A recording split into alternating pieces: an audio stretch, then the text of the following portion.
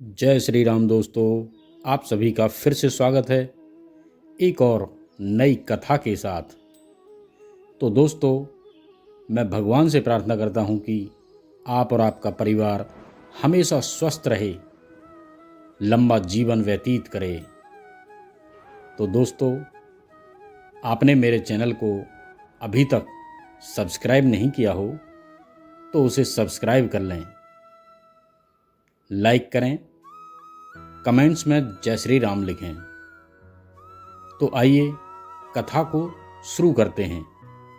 आज दिन सोमवार 11 नवंबर 2024 से भीषम पंचक प्रारंभ हो गया है।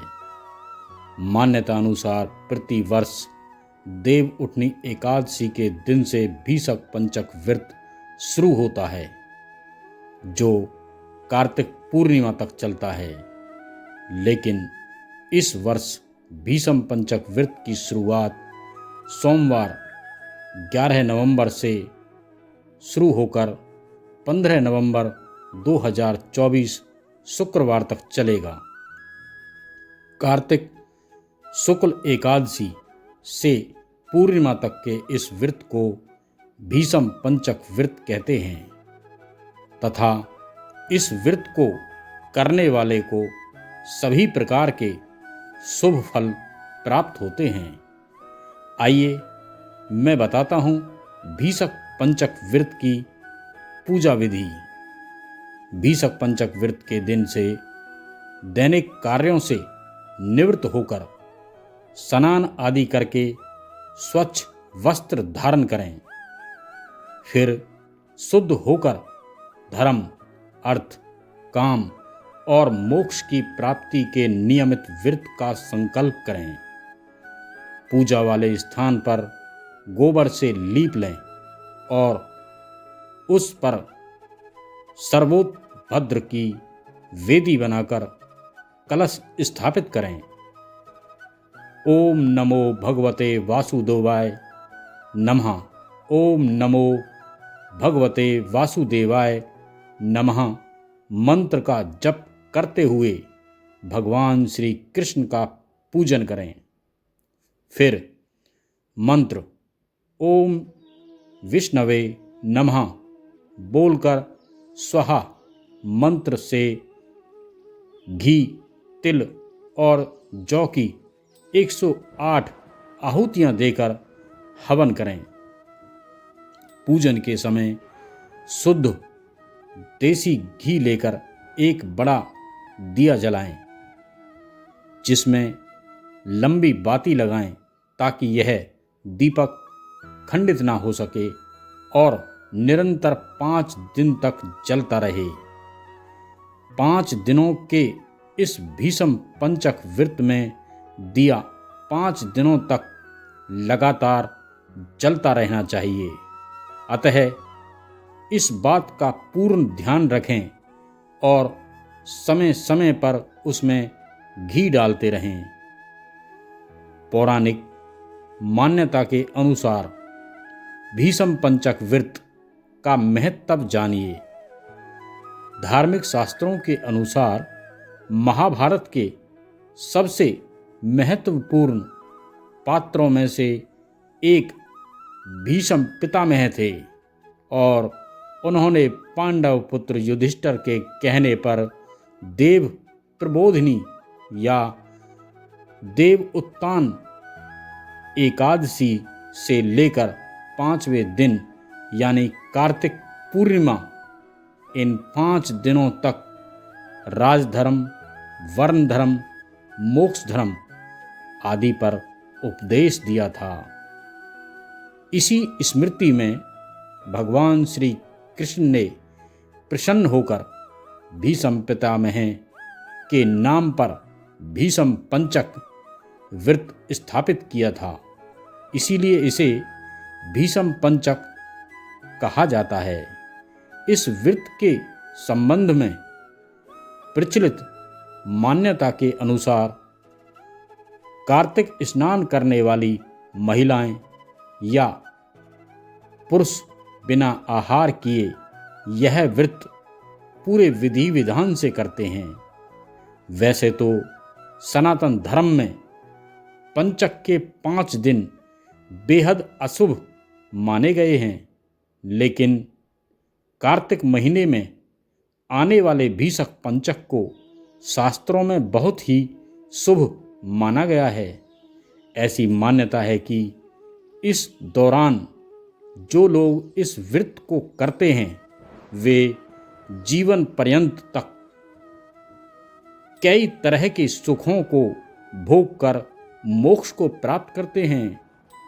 इस व्रत को करने वाले को धन धान्य, पुत्र पौत्र आदि की प्राप्ति होकर वे समस्त प्रकार के भौतिक सुखों को प्राप्त करते हैं। पद्म पुराण में कहा गया है कि जो भी भक्त इस 5 दिवसीय व्रत का पालन अच्छे से करते हैं उन्हें इस तपस्या से आध्यात्मिक उन्नति एवं भगवान श्री कृष्ण की शुद्ध भक्ति प्राप्त होती है। कार्तिक मास के अंतिम 5 दिनों तक का यह व्रत पहले ऋषि वशिष्ठ, ऋषि भृगु, ऋषि गर्ग आदि द्वारा किया जाता था। महाराज अम्बरीश ने यह व्रत किया और अपने सभी राजसी सुखों का त्याग कर दिया। भीषक पंचक उपवास का पालन करने से व्यक्ति को चारों चतुर्मास उपवास का लाभ मिलता है। भीषक पंचक माँ गंगा एवं राजा शांतनु के पुत्र भीष्म को समर्पित है। वह कुरु वंश में महान राजा भरत के वंशज पांडवों के ज्येष्ठ पितामह हैं। महाभारत एवं श्रीमद् भागवत के अनुसार भीष्म ने कुरुवंश का सिंहासन त्याग कर आजीवन ब्रह्मचारी रहने की प्रतिज्ञा की थी, जिसका उन्होंने जीवन पर्यंत पालन किया।